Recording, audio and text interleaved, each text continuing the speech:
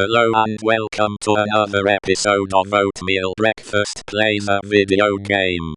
This is episode 117. Oatmeal Breakfast is the least watched show on the internet. I like to brag about that to total strangers. I don't have any data to back up the claim that it's the least watched show on the internet. But I assume it is the least watched show on the internet. I may not be. On this episode of Oatmeal Breakfast Plays a Video Game, I am going to solve a ksudoku puzzle. Ksudoku is fun. It may not be fun for you to watch me solve a ksudoku puzzle. What am I going to talk about today? I might as well talk about why I am interested in radio control cars. I am sure I have talked about it before, but I will talk about it again. I like cars a little. I want to learn how to work on electronics, but I am not interested in stereos, televisions, DVD players, cell phones, radios. So as I said, I am interested in electronic, but I am not interested in, or don't own most of the electronics I could work on. So I thought, since I kind of like cars and electronics, why not get interested in radio control cars? I liked to drive my radio control cars around years ago. And if I drive radio control cars, I can get outside and move around. And I think it would be more fun to restore radio control cars than a full-size car. Though when I had my radio control cars, I did not know much about electronics of the RC cars. I never maintained my RC cars. All I did was put the battery in and drive them. I did a little soldering when they needed it. The Hornet is the only car I can remember soldering on. For some reason the wires seemed to disconnect from the motor, so I think radio control cars, and a way for me to get into electronic and cars and have a lot of fun. I can jump radio control cars off of jumps. It does not matter that much if I crashed them, but if I crash a full-size car I might get injured. I do enjoy playing video games, but I think I might like driving radio control cars more, because driving a RC car allows me to move around and get outside. I am sure I have said all this before on Oatmeal Breakfast Plays a Video Game. Why not say it again? It's not like anyone watches. The thought of repairing TVs, DVD players, or pretty much anything else with electronics does not get me as excited as the thought of working on a radio control cars. Am I repeating myself again? I like to repeat myself over and over again. Ha ha. I always had fun with my radio control cars. I just never thought about it.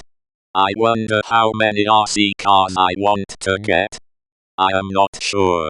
My favorite shows on YouTube to watch about radio control cars are Ampro Engineering and Tamiya Legends.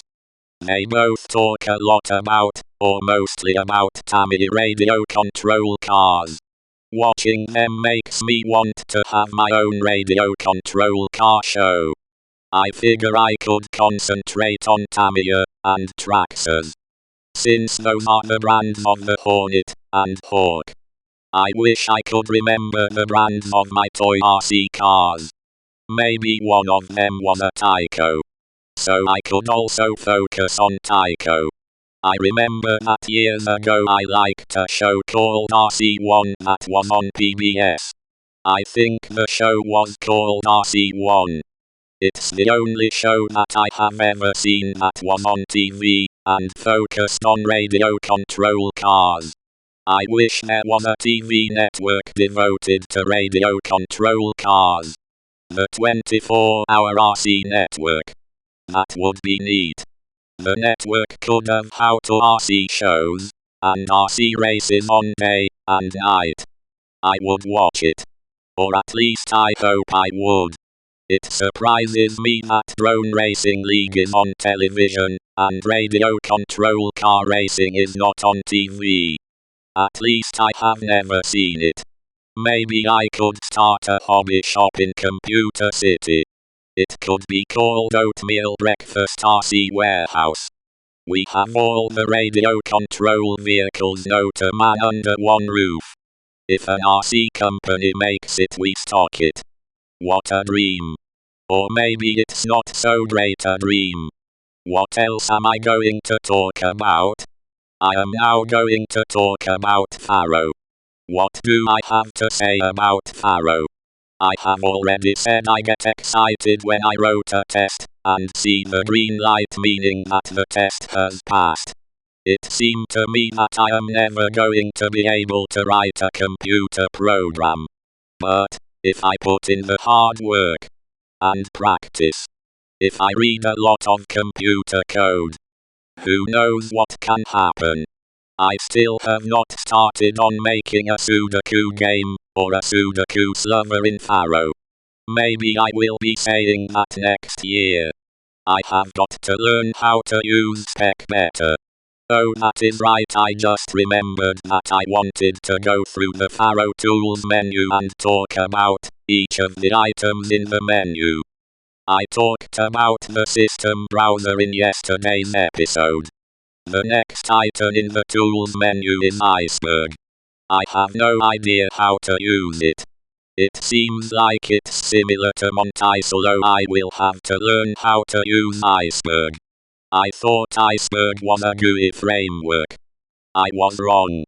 So I will figure out how to use Iceberg. What else can I talk about? How about Python? I want to make a game with Faro. I want to use Pygame to make the game. I suppose I also want to make a ksudoku game, and ksudoku solver with Pygame. Or I can make any game I want with Python. As long as it's not a big project. I want to learn Python to use with Blender. I want to learn Faro more than I want to learn Python, but I might as well learn Python so that I can use it with Faro. And I can also make a text-based game with Python, and I can use Python for machine learning. There is so much I want to learn about computer programming. I just have to get going. Faro and Python are not going to learn or program themselves. What else am I going to talk about today? Why not talk about push-ups? I like to do push-ups every day. Well, I don't like to do them, but I do them anyway. I must have looked it up, or Kim Commando had a video of it, or I saw a clip of it on TV.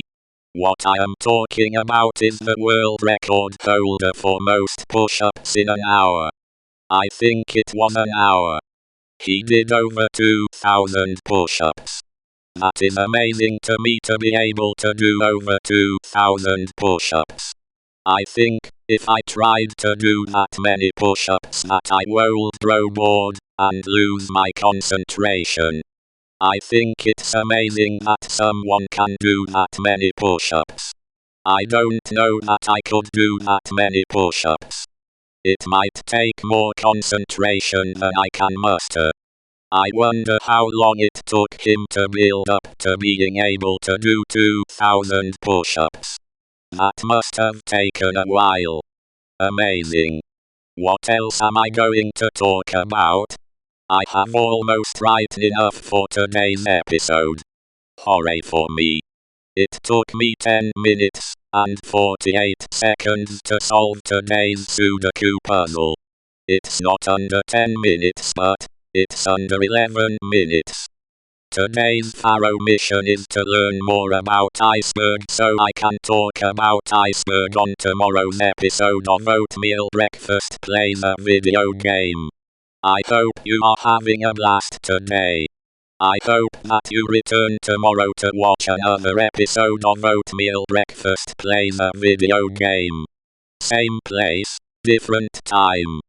I hope you are still all awake after watching this episode. I have you have a great evening. Good night.